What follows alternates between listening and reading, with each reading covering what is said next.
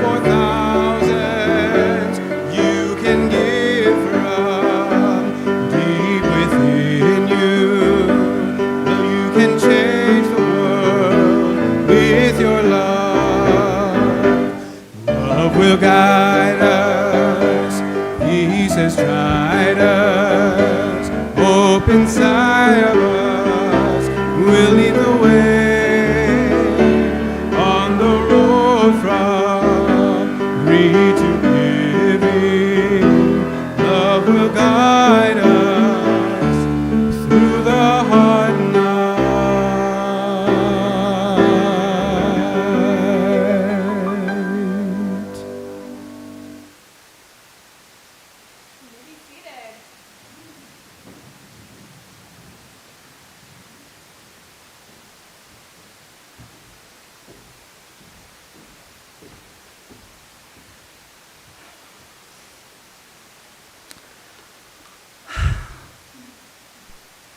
Holy, holy and beautiful is this day.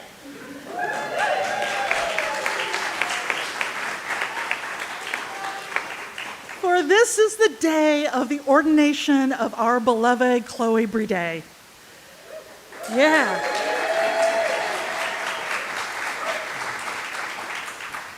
And you know, it is made holy by each of you, this congregation.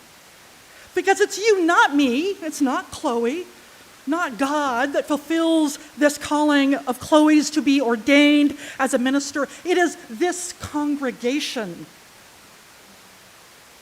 So I'd like to invoke the spirit of this beloved community. Beautiful spirit, wonderful spirit, awesome spirit of this community. Please be with us this day with your presence, with your love, with your hope, and with your joy. I call out to the spirit also of this land and the Tongva peoples to come witness to the making of a reverend who lives with the respect of this land and its peoples.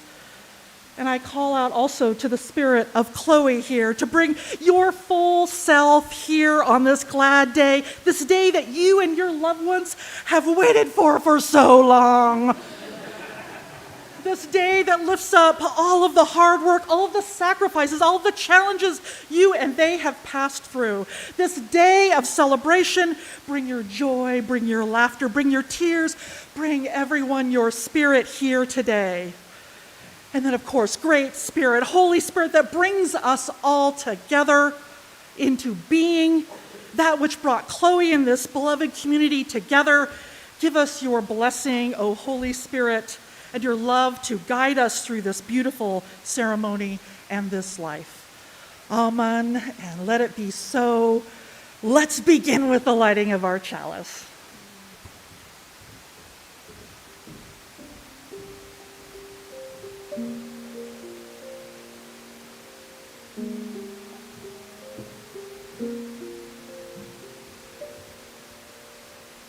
It takes a spark, it takes fuel, it takes air, and it takes a container to hold them all. It is only with all of these things that we make fire. It takes a call, it takes learning and experience, it takes love, and it takes a community to hold them all. It is only with all of these things that we make a minister. Today we light our flaming chalice, and today we ordain Chloe to the Unitarian Universalist ministry.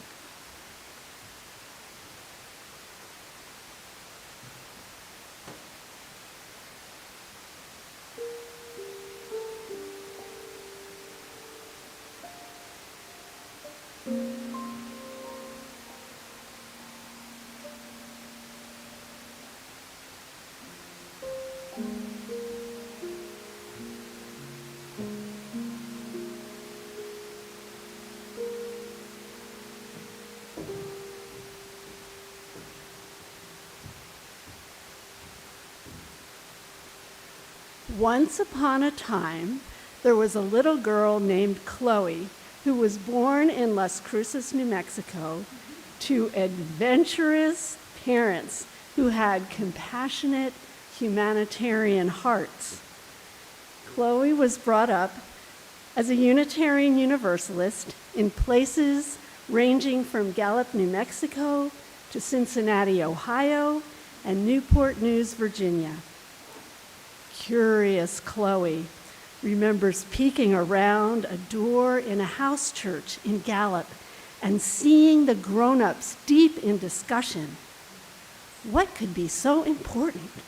What were they talking about? She spent 6th and 7th grades in Newport News, where she met her first woman minister. It sure is cool to see a woman up there, Chloe thought. Wow, could I see myself doing that? She asked herself, perhaps unconsciously. As a UU, Chloe explored the world's religions on neighboring faiths field trips with her church middle school class. By now, living in Virginia, not far from Washington, D.C., she had opportunities to interact with people of many different religions. Curious Chloe was fascinated and intrigued. She began exploring her own beliefs and values.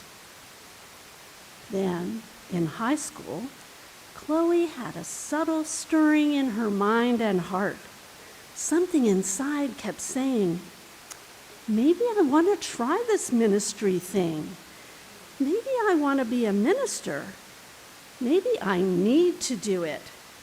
And she thought, you know, I might regret it if I don't.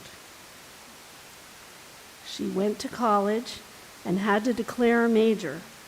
Chloe thought about public policy, but felt the love of religion pulling her deeper and deeper. So while majoring in conflict resolution, she decided to also focus on studying Buddhism, Islam, and the Bible. This was a turning point. She immersed herself in people's varying religious experiences, seeing the beauty in their diverse practices. Chloe's aura must have told people of different faiths that she was an authentic seeker. Some Islamic girls invited her to fast with them during the holy month of Ramadan, and then she went partying with them. She immersed herself with them. It was transformational. Later, she traveled to India and met a group of Jain believers who were going to their temple.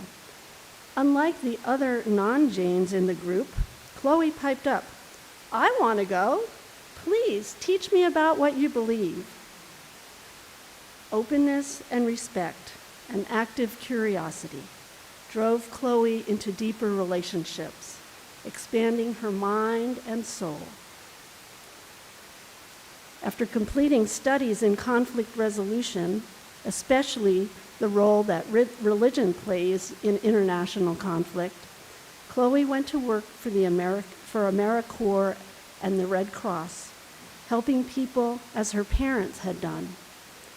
She connected with those organizations' church partners, appreciating their work, sheltering people in need. Then she was offered a job working for the federal prison. This was another pivotal point. Would Chloe accept a secure government job or go into ministry? She made her decision and chose to attend Harvard Divinity School because just like her, they embrace people of many faiths. After seminary, Chloe faced another choice, chaplaincy or parish ministry. Chloe chose parish ministry, understanding her own need to engage every aspect of her being, her spirit, her administrative and management talents, her conflict resolution skills, her desire for deep, meaningful relationships. She also knew that if her abilities could be combined with the power of a community that has a mission and a vision and a will, that she and they could pull together and make a difference. Today, she is fully embracing that subtle call of so many years ago. And her religious commitment is reaching a crescendo. Chloe Brede's ordination into Unitarian Universalist ministry. Ordination is an outward sign of an inner grace. Chloe, you embody that grace. Congratulations.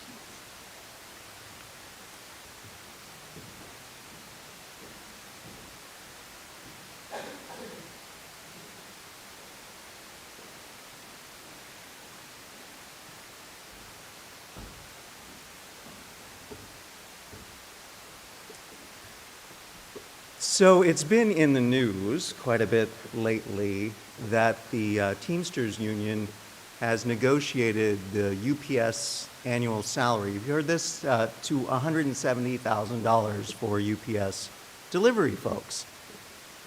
And before we ordain Chloe today, I just want to ask her one question. Have you considered working for UPS?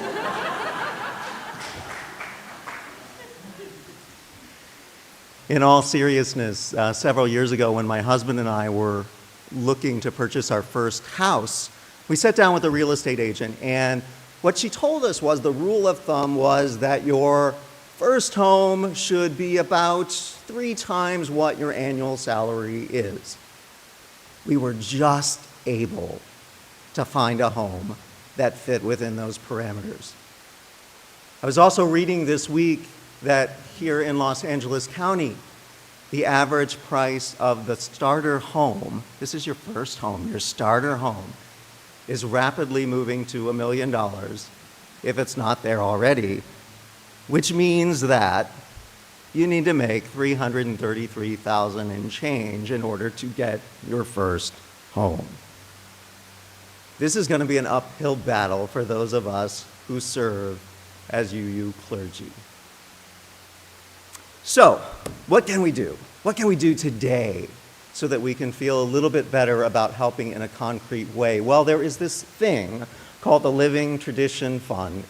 It started back in 1988, and it's been a tradition at ordinations and installations that we collect money for this Living Tradition Fund. Well, what does it do? Well, it helps clergy in times of need. And as you're hearing from me today, and as you know yourself, those times of need are probably going to be increasing for a lot of our clergy in the future. And that Living Tradition Fund is there. When is it there? Well, it's there when folks are in seminary and they need a little help. It's there when they are working ministers and they have unexpected expenses that their congregations aren't able to help them with. Might be medical related or something like that. It's there for retired ministers who maybe are having trouble making ends meet on a fixed income. The Living Tradition Fund has helped so many ministers over the years, and I believe that it will be needed very much for the ministers of the future. One of the things that I know about the work that we do is on Sunday morning, we are really careful not to get up and talk too much about ourselves, how much money we make, what our struggles are, what our challenges are as clergy. But we get to do that during ordinations. And you get to help with that. Because what we need more than anything to continue doing this important work, what Chloe, soon to be Reverend Chloe, needs is to know that we are cared for in the work that we do. So, I think it was about 9 years ago, this same Saturday, I had my own ordination, and the wonderful Denny Davidoff, who was a friend to many and a friend to Unitarian Universalism, she stood there at the pulpit at my ordination with all the gravitas that her years and experience gave her. And she told the people out there, she said, if you've already written a check, go ahead and rip that up now because I want you to double the amount on there. If you are writing your check right now, go ahead and add that extra zero. You know you want to. If you are digging in your wallet, go ahead and pull a little bit extra money out there. We know it's there. Put it in that Living Tradition Fund and know that you are showing how much you care for clergy, how much you care for Unitarian Universalism, and how much you believe that the mission that we are all part of in this shared ministry really matters.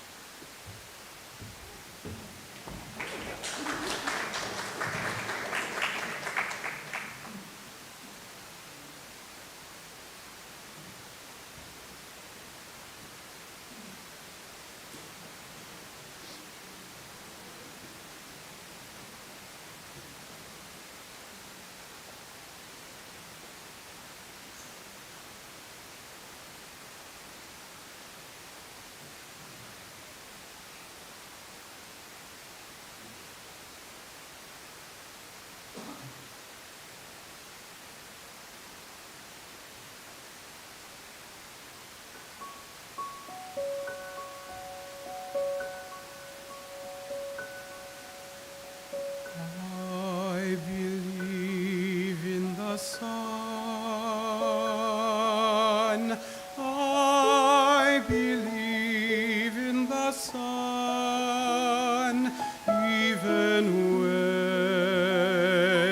Even when it's not shining.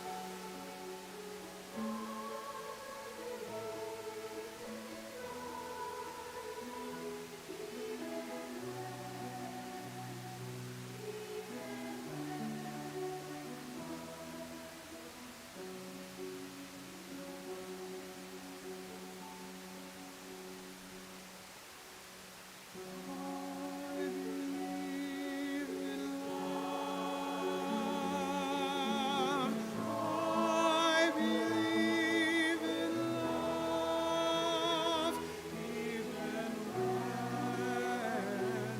even when I don't believe.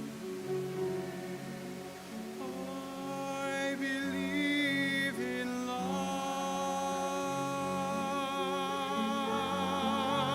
I believe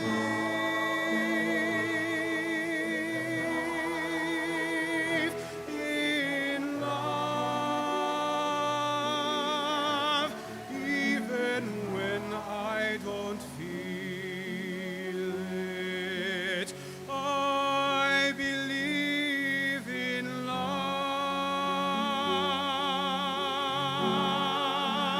I believe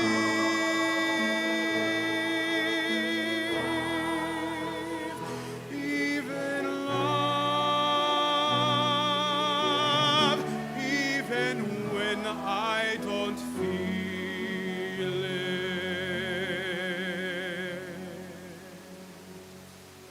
I believe in the Son. I believe in the Son, even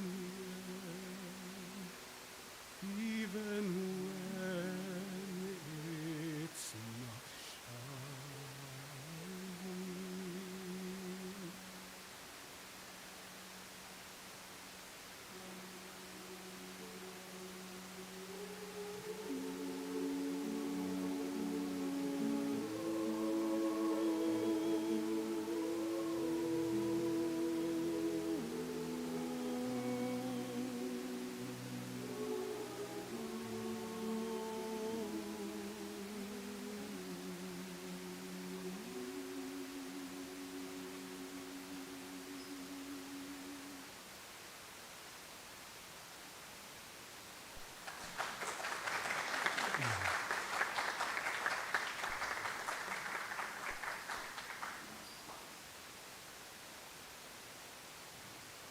Spirit of life and love. הרופא לשבורי לב ומחבש לעצמותם, healer of the brokenhearted, the one who binds up our wounds. Hold all of us here today with what is hurting, with what is not quite right, with what is moving deep inside of us that we don't even have words for yet.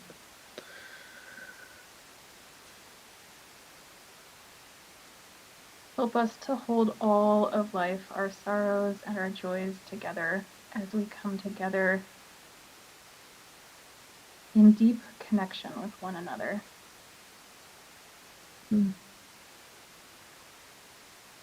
With all that is not yet formed, we look to each other and to community to hold us, to let us know that no matter what the pain is, we are not alone in it.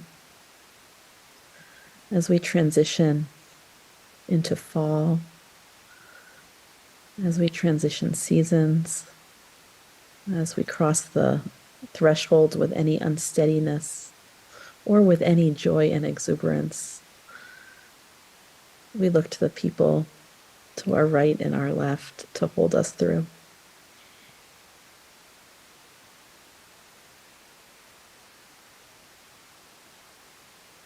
At the same time, we hold one another up in times of joy and times of celebration, such as today, knowing that the lows and the highs in our hearts are held in community. We come together for the very joyful act of ordination. We celebrate the arrival into this moment. We celebrate taking on the mantle of ministry. We celebrate being together and the steep climb it has been. We celebrate with love and exuberance and celebration. All of this both for Chloe and for this congregation, doing the good work of shared ministry together, beacon of Unitarian Universalism in their community. Grateful for this living tradition of which I am a part, of which so many of us are a part. I'm grateful for our connections with people of other religious traditions and our connections with our wider community. We celebrate today the act of ordination. Celebrate all of what we do together for love and justice in our congregations and our world. Baruch atzah Adonai Eloheinu ruach haolam shechianu v'kiyamanu v'higianu lazman hazeh. Blessed are you, sweet source, who has sustained us, who has kept us alive, and who has enabled us to reach this season. Amen. Amen and blessed be.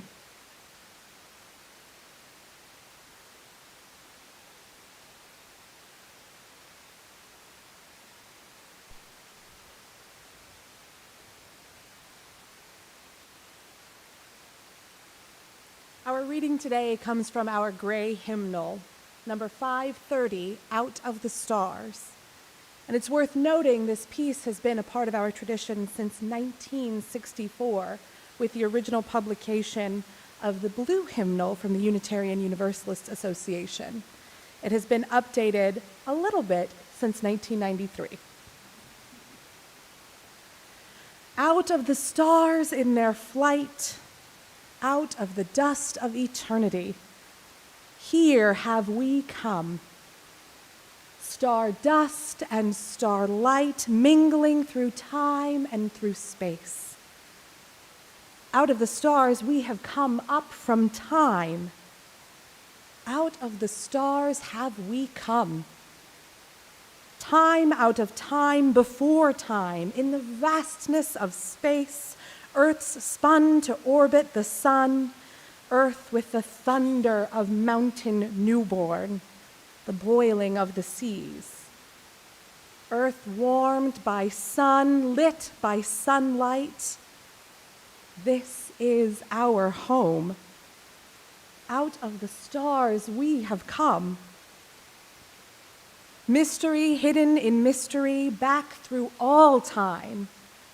Mystery rising from rocks in the storm and the sea. Out of the stars, rising from rocks and the sea, kindled by sunlight on earth, arose life. Ponder this thing in your heart, life up from sea. Eyes to behold, throats to sing, mates to love.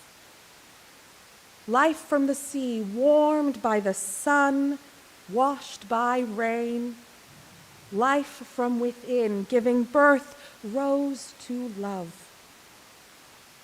This is the wonder of time.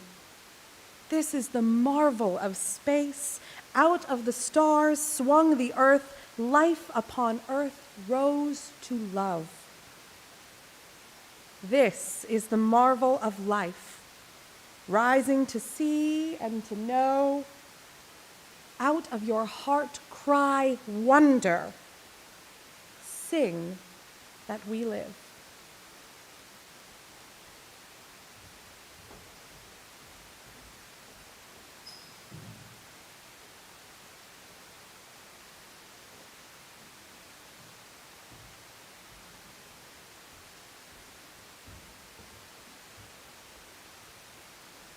Hello, beloveds.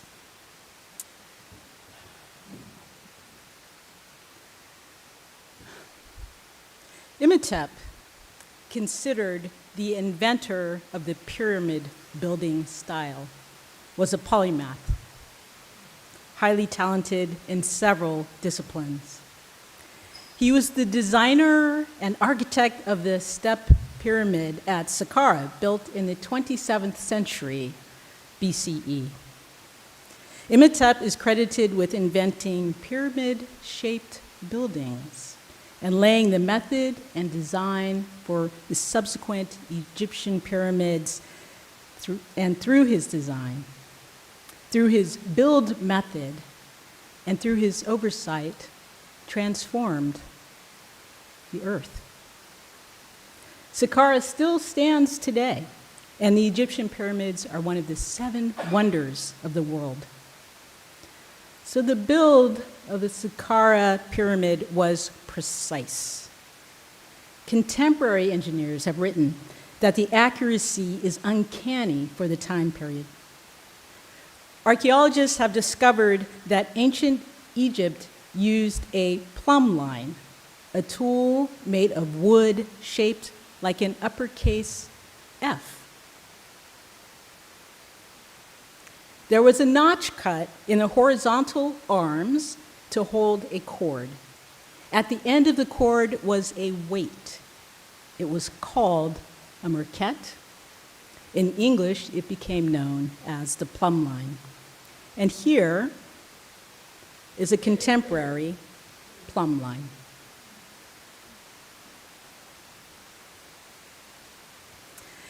The weighted part is called a plumb bob. The plumb bob hangs this way, aligning the attached string vertically by using Earth's gravitational field. The tip points directly to Earth's center.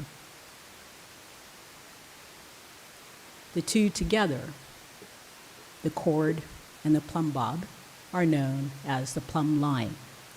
It was called a plumb bob because it used to be more of a ball, just kind of a chunk of something that was a ball. And now it has become this very precise upside down pyramid. A painting on a papyrus from Egypt dated around 9500 BCE shows a plumb line as part of the Egyptian mythical weighing of the heart ritual. According to ancient Egyptian theology, the heart recorded the deeds of a person's life. And after death, the heart was placed on one side of a scale and weighed against the feather of Ma'at. the Egyptian gods of truth and justice. And that would determine the content of the person's life and what would become of them next. That painting on papyrus and many others shows a plumb line used to ensure the scale is vertically aligned and accurate. In the New Testament, Amos is recorded as saying in chapter 7, verses 7 and 8, "Thus he showed me, behold, the Lord stood on a wall with a plumb line in his hand. And the Lord said to me, Amos, what do you see? And I said, a plumb line. Then the Lord said, behold, I am setting a plumb line in the midst of my people Israel." For thousands of years, this simple, ingenious tool helped stonemasons build walls, spires, and cathedral domes to stand instead of fall. In May, I visited Salisbury Cathedral in England. Stonemasons built the cathedral in the mid-1200s, and in the 1500s, the spire was rebuilt to be the tallest in England, as it still is today. A special tour called the Stone Masonry Tour taught me a bit about the craftspeople, probably craftsmen, who built it. They, too, used plumb lines to ensure those great stones used to raise the walls were vertical. Plumb line helped stonemasons raise these great cathedrals, and it also helped them build small family churches. It's easy to understand how this unassuming tool, which aligns vertically straight no matter where you are on earth, became a tangible metaphor for upright morals, conscientiousness, ethical behavior. These are old-fashioned words, yet they are contemporary expectations for those who choose to be religious leaders. A person who is a candidate for ordination is called an ordinand.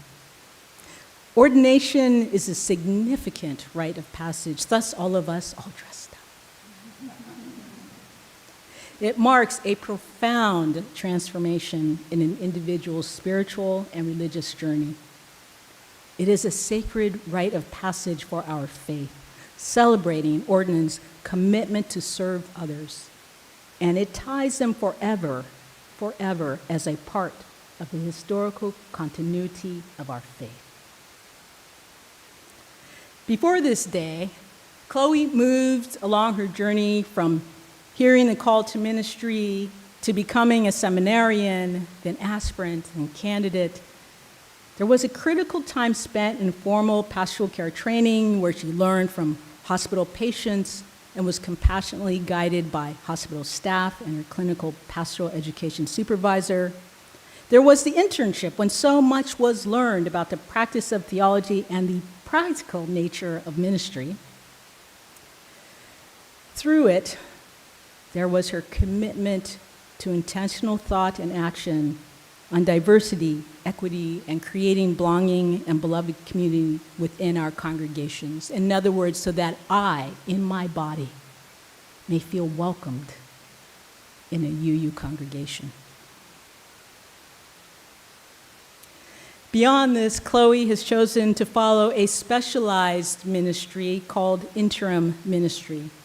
She is undertaking specialized training, has sought out ministers with deep experience to mentor her, applied, and been accepted into the specialist accreditation program. Now imagine that ancient plumb line tool again.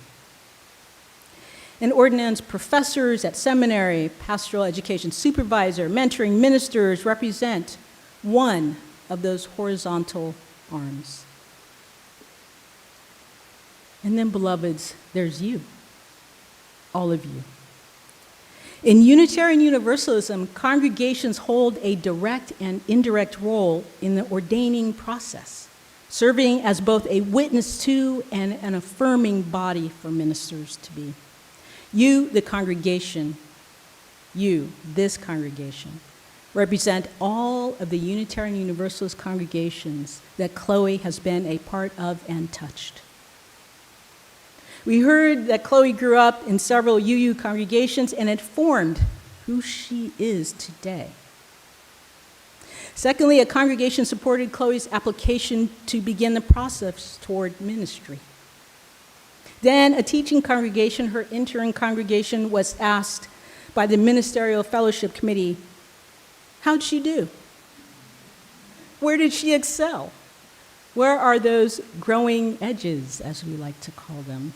And where does she need to pay more attention to improve?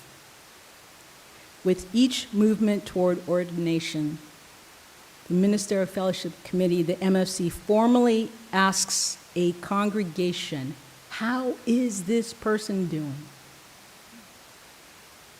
And then finally, a congregation must rise and say, we will ordain this person. You have done that. Your involvement today illuminates the interconnectedness of religious leadership and laity that is the foundation of our covenantal faith.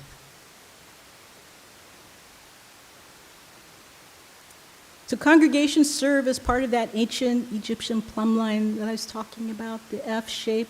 In essence, you are the second horizontal line of that merket, that ancient plumb line. In essence, you placed the plumb line before Chloe Berde and found her and her ministry grounded and aligned true. So I mentioned the Ministerial Fellowship Committee. The MFC has jurisdiction over all phases of credentialing ministers. Once accepted by the MFC into preliminary fellowship, a minister may be ordained. The MFC includes psychologists and representatives drawn from the Unitarian Universalist Ministers Association, the UUMA. And the UUMA handbook reminds us that accepting ordination to Unitarian Universalist ministry is to dedicate oneself to the redemptive power of a liberal faith within religious communities. To dedicate oneself to the redemptive power of a liberal faith within religious communities. Ordination is a way for UUs to acknowledge and affirm that the individual has met the necessary qualifications: spiritual, educational, experiential, and adheres to a covenant of conduct and behavior. When a minister is ordained, they commit themselves to serve and guide through the sacred beliefs of Unitarian Universalism. The backbone of our uppercase F plumb line is the MFC. Along the way, Chloe has discerned whether she is growing in capability, whether there are specific areas she might want to spend more time in, and whether, in essence, she is prepared to serve those who place their lives in her care. You can smile. This is good.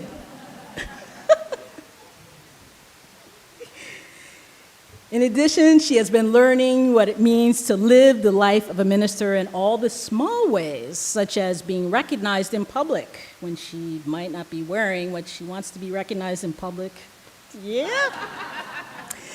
The impact on her beloved, on her partner, how other family members respond to her as a minister whenever everyone gathers together. Do you do the prayer?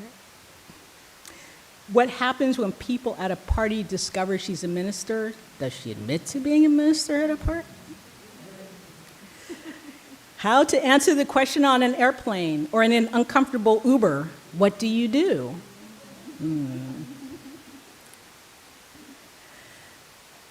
She's exploring how the responsibility feels to be before a group of people and lead them, or to be with a family as a loved one is dying, and more.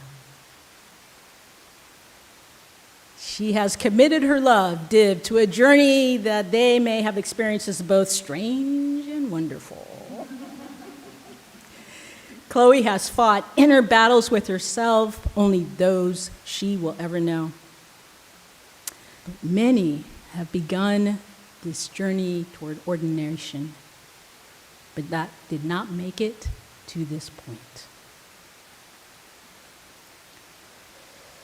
So, congregation, like Chloe, you are traversing your own transition in this moment. Every congregation's life has moments of transition, a time between what was and what is yet to come. In our spiritual communities, these transitional phases often manifest when our trusted leadership changes, when a minister departs, and before a new settled minister arrives. The interim minister prepares and steadies the congregation for a new chapter. Sometimes change is a breeze. Sometimes it brings us struggles. The Buddha taught that the tighter we try to hold to something as it is, trying to freeze it as unchanging, the more we will suffer. Why? Because the very nature of reality of our lives is change. In times of significant change, everything can seem askew. Familiar landscapes tilt, the ground becomes unsteady, the horizon is obscured by the fog of unknowing. Feelings of imbalance and uncertainty overwhelm. Like a builder seeking a vertical alignment, we also seek something reliable and unchanging to guide us. Something unchanging we will not find, something reliable we can. So I invite you, congregation, to make plain your plumb lines in this time. Ground yourself in what matters most. Your relationships with one another, your covenant, your mission, your vision, those things feel they ought to be close at hand. This alignment doesn't mean that change transitions are easy, but it can offer a sense of clarity and direction amidst the feeling of uncertainty and perhaps even sometimes chaotic thoughts. The plumb line will remind you as a congregation that amidst change, you can find your truth. Imhotep was a genius. Indeed, his full gifts were evident as the inventor of the pyramid, but he was also a high priest, author of ancient wisdom, a physician, and astronomer. He became chief counselor, the highest in the land below the pharaoh, responsible for the departments of judiciary, treasury, interior, agriculture, and just general executive. From the depths of time, Imhotep's genius has given us the gift of the plumb line, an embodied metaphor for uprightness, for morality, for ethical behavior. Chloe, like the mass and spin that creates Earth's gravity and aligns the plumb line, the tugs upon you will not lessen as you move from ordinand to ordained minister today. As you continue to build your experience and your wisdom, as you go through times of beauty and ease and the times that are challenging and withering, pause to compare your deeply held beliefs and values against your thoughts and actions. Keep yourself, your life, and your ministry true. And when the plumb line swings, which it just kind of does sometimes, be kind to yourself. Be kind to yourself as you recenter. Our congregations and staff, your ministerial colleagues gathered here and all over, and those you don't even know, but you will get to know, and they will get to know you, and our faith will benefit and grow from your natural gifts. The gifts that you have developed and the gifts that are yet to come. I am thankful for your ministry, and I'm thankful that you are my colleague. Namaste.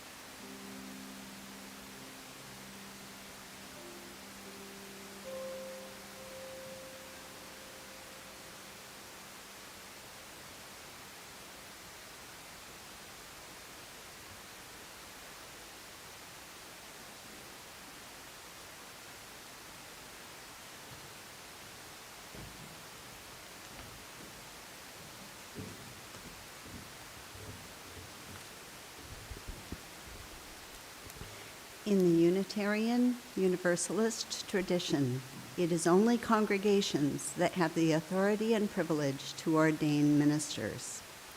We have the honor and responsibility of adding another minister to the lineage of clergy that reaches far back in time and far forward into the future. We confer a sacred charge upon our ministers, entrusting them with the lifelong task of ministry. The act of ordination bestows the authority of religious leadership, the title of reverend, and the privilege to wear a stole. Today, the members of the Pacific Unitarian Universalist Church gather to ordain Chloe Brede to the Unitarian Universalist ministry. Chloe, you came to PUC last year as our interim minister. Recognizing your call to serve this faith, and having received the recommendation of the Ministerial Fellowship Committee of the UUA, by the authority of a vote of this congregation, we wish to offer you ordination. Are you prepared to accept the mantle of ministry? I am.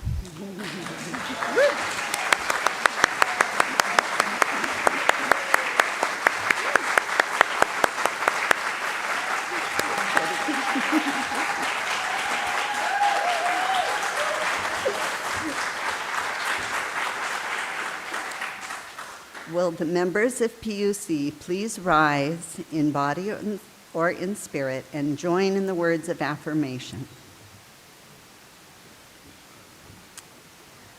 By the authority granted by our living tradition, we, the members of the Pacific Unitarian Universalist Church, joyfully ordain you, Chloe Brede, into the Unitarian Universalist ministry. Wherever you may be called to serve, we charge you to speak the truth in freedom and love, to minister to joys and sorrows, and to work for justice each day.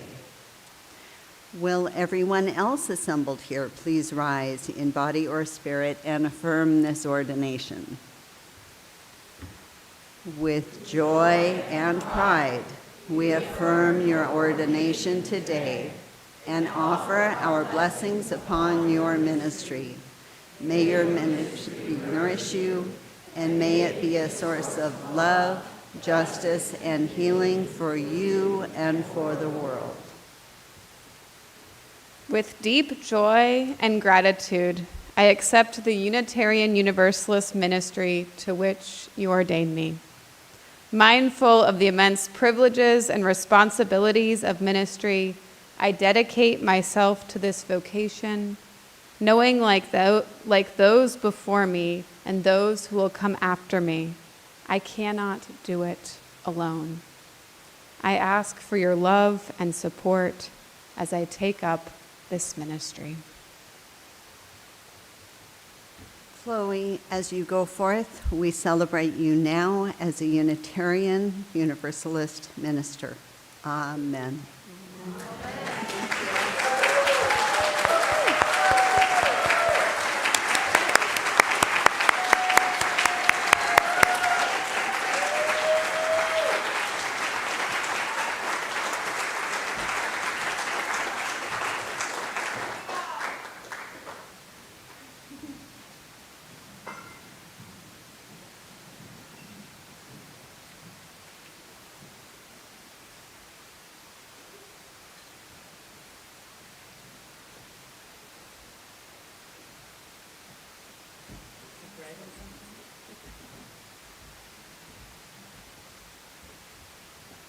My husband and I are extremely proud to be able to give this stole, present this stole to Chloe. We love her deeply and we're so very proud of her.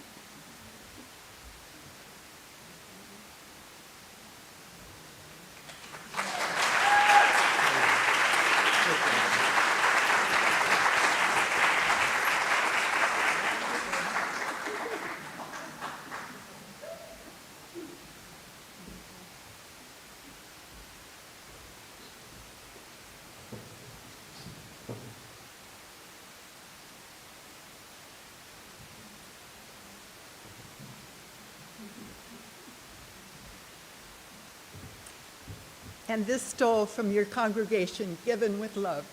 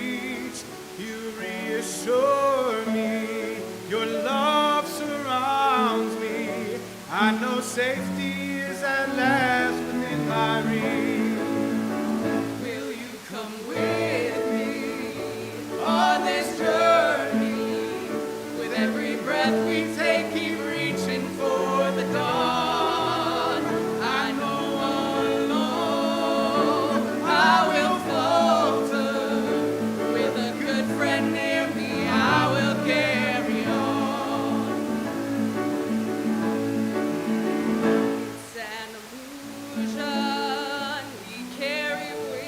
with us as we wade on through the waters of our lives. But we must be strong and hold our own here. With a helping hand will save us by and by. Will you come with me on this journey? With every breath we take, keep reaching for the dawn. I know alone I will falter. With a good friend near me, I will carry on. I know alone I will falter. With a good friend near me, I will carry on. With a good friend near me, I will carry on.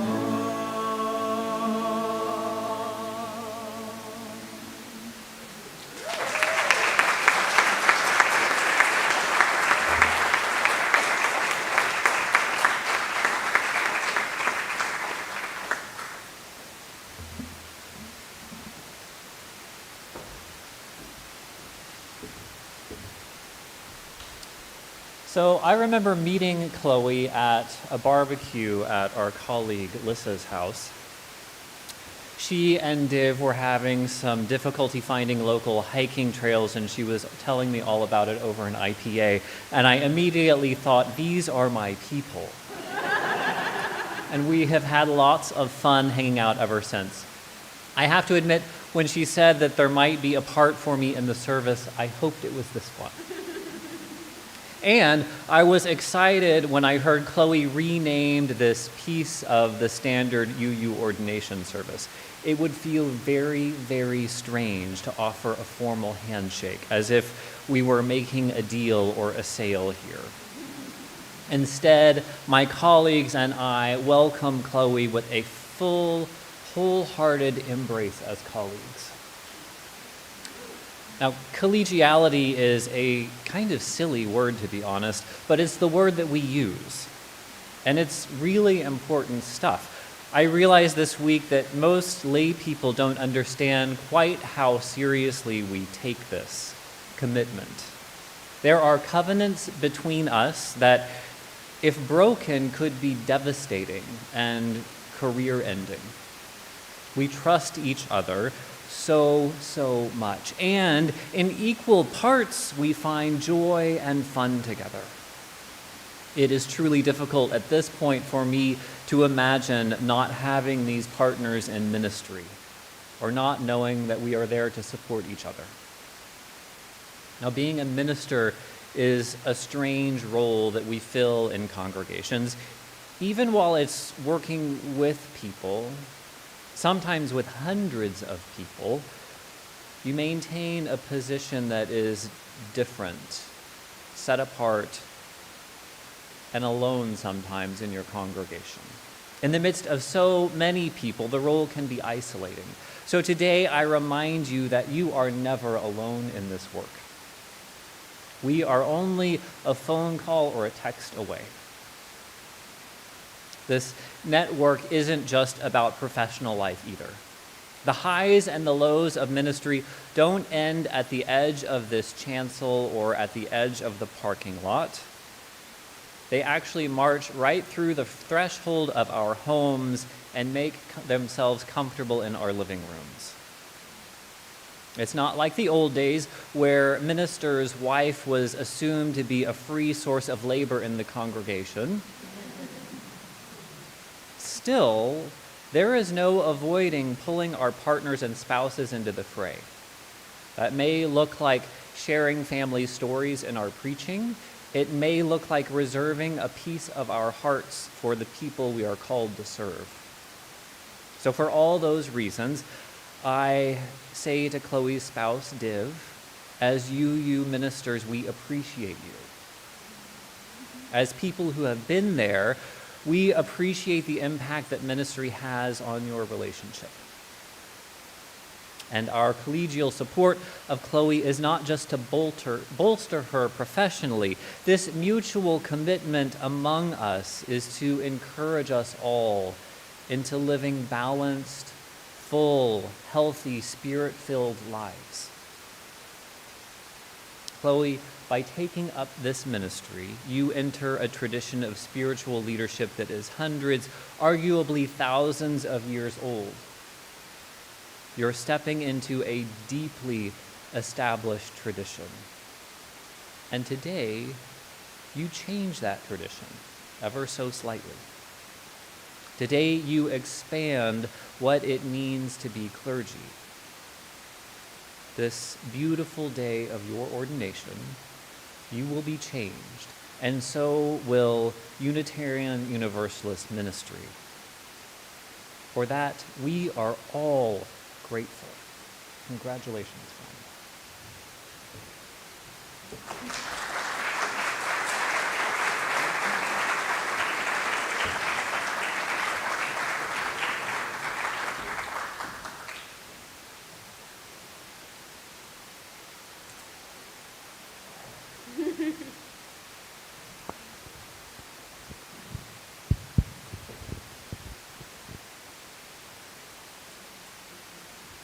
Fabulous.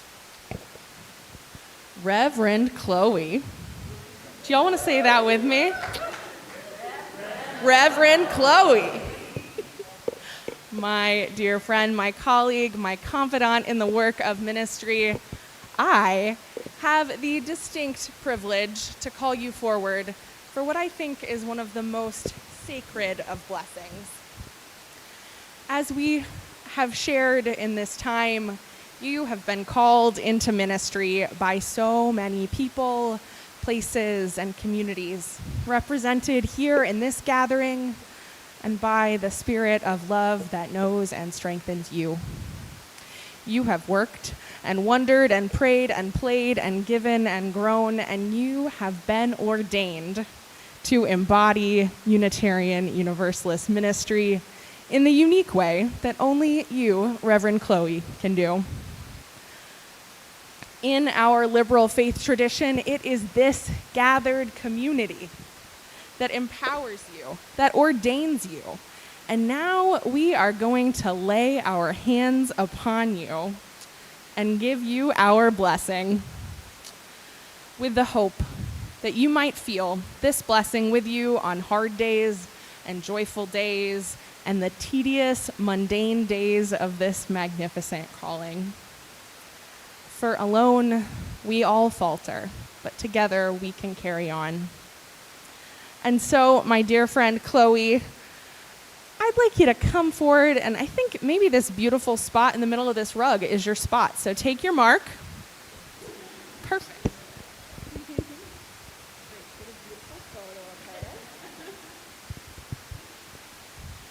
And friends, we are going to lay our hands upon Chloe and upon the people next to us and next to them and around in this big, messy circle of love and connection.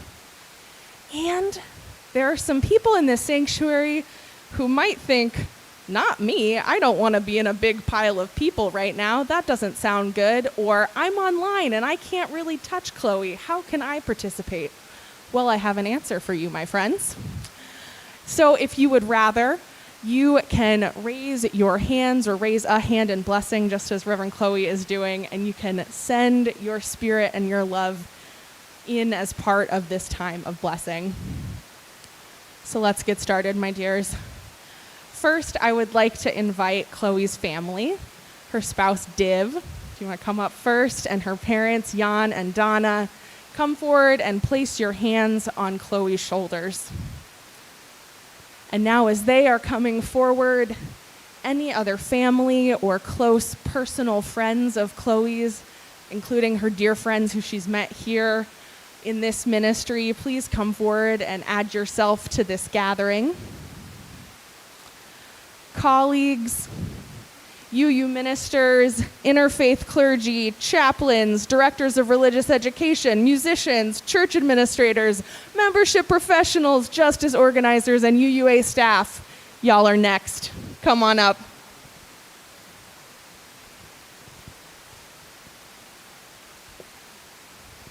Finally, will the glorious members of Pacific Unitarian Universalist Church, who are the luckiest ones who get to experience the gifts of Chloe's ministry most closely and who have gathered here to ordain her, come forward and add yourselves to this circle of blessing.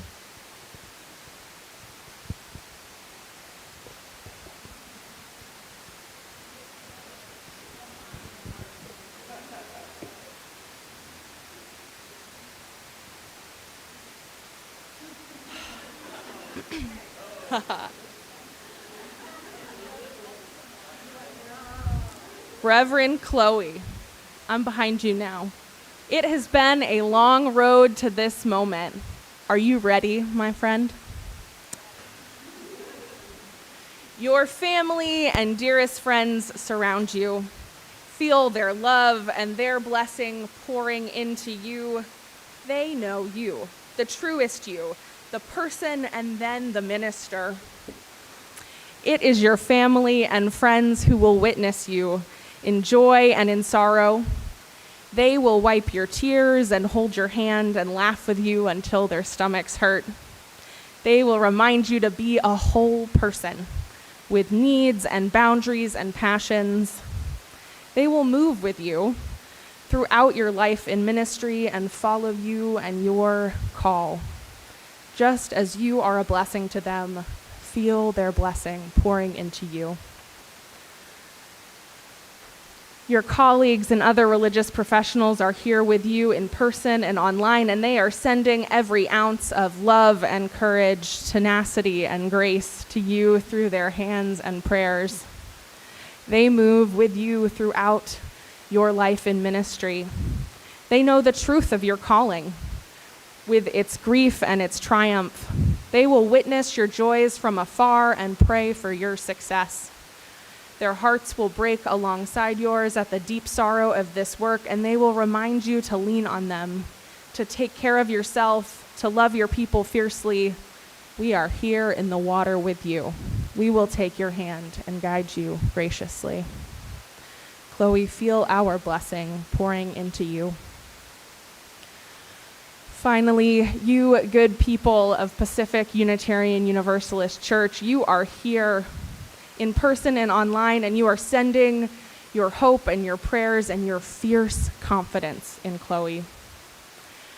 Their memories, their lessons, their kind words of affirmation, and their generous challenges offered during this time of ministry will follow you throughout your life. They will know the ministry you gave them, and you will remember the honor and the trust that they gave you. As you move forward in ministry, they will be proud of your accomplishments and will wish you gentleness in moments of sorrow. You will be reminded of them and their faith in you in every new encounter and each new ministry. Feel their blessing pouring into you. And all of us gathered here to lift up Chloe and empower her and her great purpose, join me for this time of prayer. Spirit of life, gentle mover in the universe, come with us on this journey. Be with us as we are with each other, pouring our blessing into our dear one, Reverend Chloe. Spirit, give her creativity to serve our faith in new and bold ways. Help her to live authentically, staying true to her calling and to the ordination promises she's made today. Give her wisdom and humor in equal measure, because this work requires both. Help her to stay patient with the imperfect human beings and with these human-built institutions that are so beautiful and so flawed. When she is weary, remind her of her power. Help her to speak the truth when it is difficult, to name the problems when they are uncomfortable, to call people back into covenant, and to call out hatred and oppression, especially when it would be simpler not to. Help her enter each new moment of ministry with curiosity. Yes, curious, Reverend Chloe. And to leave each ministry better than she found it. And Spirit, help her in the loneliness of ministry to know that it is an illusion that she must hold her own here. Our love surrounds her, and she is never alone. Let her feel this blessing and your blessing deep within her from this day forward. For the love of community flowing through our hands and hearts and screens, for the bold, courageous ministry Reverend Chloe Bride will live out for the rest of her days. For you, Spirit of life, we say together, blessed be and amen. You may return to your seats. Thank you.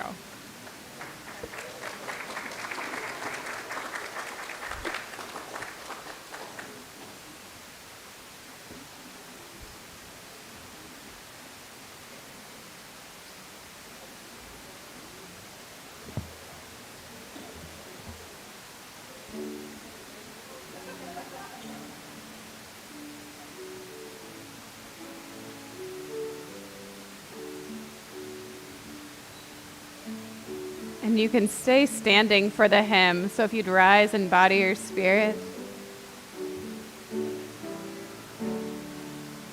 Come thou fount of every blessing, tune our hearts to sing thy grace.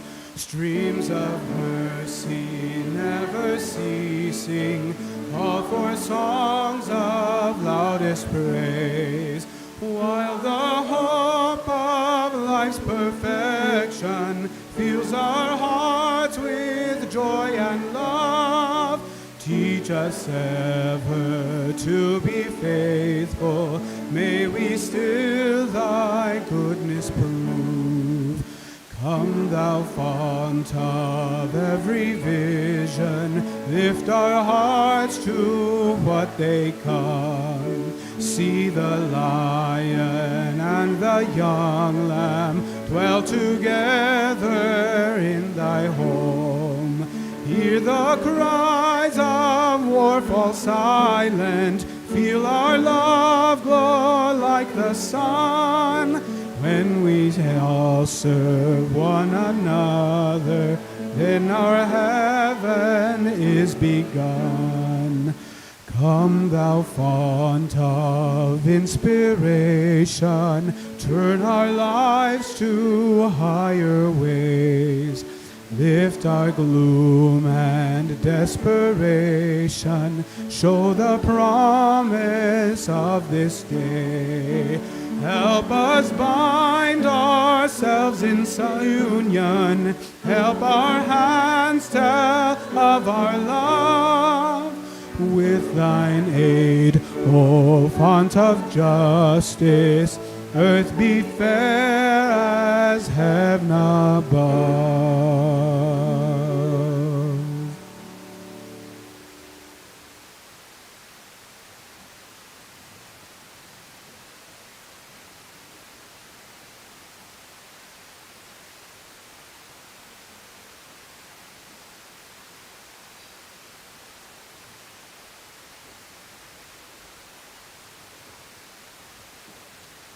I invite Reverend Chloe to come up here with those beautiful stoles. Yes. I have the pleasure of giving what is called the charge to the minister, which sounds very dramatic. But what it is it's a summation of all of the best wishes all of our colleagues have for her. Some reminders before we leave for today. So I'd like to bring some of those to light. Scheduler, event planner, systems thinker, occasional plumber, sermon writer, meeting holder, staff supervisor, stewardship director, oppression dismantler, pastoral caregiver, learner, ritual space creator, small group facilitator, faith formation creator, sacred interpreter, thinker, feeler, holder of space and of hands. And sometimes, am I right, all of this happens on a Tuesday before noon.